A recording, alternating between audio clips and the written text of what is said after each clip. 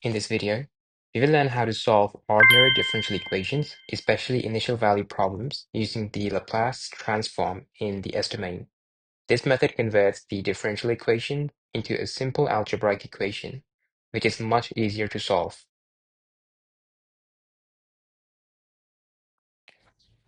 Take a look at this equation we've got here, with the initial condition y of 0 equals to 2.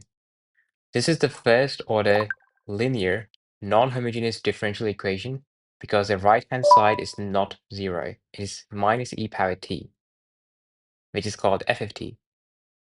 We can solve this using the general solution method, then plug in the initial conditions to find the constant. However, in this video, we'll be solving this question using the Laplace transformation. Now, consider this second equation we've got here with the initial conditions given these. This is the second order non-homogeneous differential equation. To solve this, we usually use the method of y is equal to y of c plus y of p, where y of c it is also known as general solution, and y of p is the particular solution. However, if you apply the Laplace transform, this equation becomes much easier to handle. Now take a look at this equation with the initial values equal to 0. You can see that we can also solve this equation, but as the order increases, it is going to be much difficult for us to find the solutions because we will first find the general solution, and then using the initial conditions, we will find the values of the arbitrary constants to find the particular solution, making the questions very lengthy. So you can notice that it is very helpful for us to solve these three differential equations by first converting them to the S-domain, especially because they have been provided the initial conditions, which is going to be very lengthy to solve. Now let's move on to the first question and see the process of finding the solutions using the Laplace transform.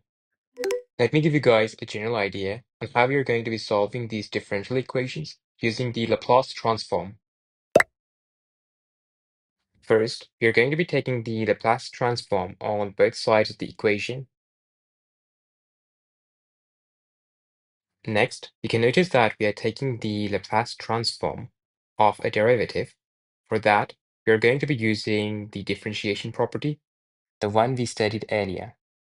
It allows us to convert the derivatives into algebraic terms involving s and the initial conditions. Then, we will substitute the initial values that are given. For example, if it was f of 0 equal to 2 here, then we would have substituted it here. After substituting, we will solve for y of s by making it the subject of the equation. Finally, we'll take the inverse Laplace transform to go back from the S-domain to the time domain and find the solution y of t.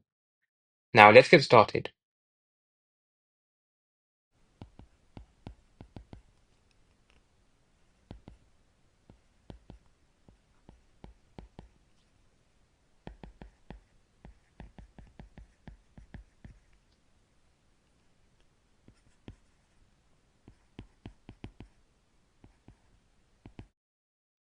Now, you can see that we have been provided y of 0 equals to 2 in the question, and here we have y of s common.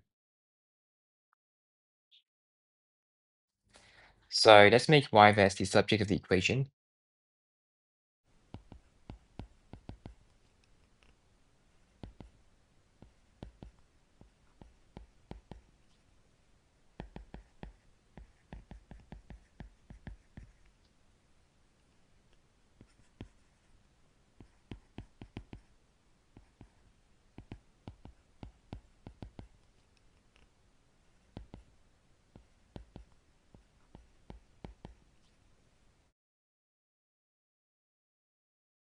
Now, let's solve this by making it partial fractions, and let's consider this as working one. Here you can see that I've carried out the partial fraction decomposition of this function directly, and this is the resulting expression. I found the value of b by substituting s equals 1 and value of a by substituting s equals -1. Then I substituted the values of a and b back into the original function y of s. To prepare for finding y of t, now we're going to be taking Laplace inverse on both sides of the function and apply the linearity property directly. So let's do that.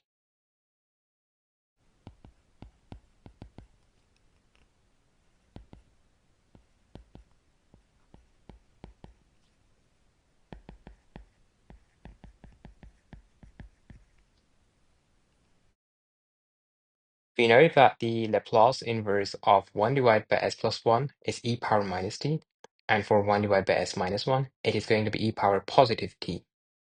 So this is going to be giving us our final answer once we find the Laplace inverses.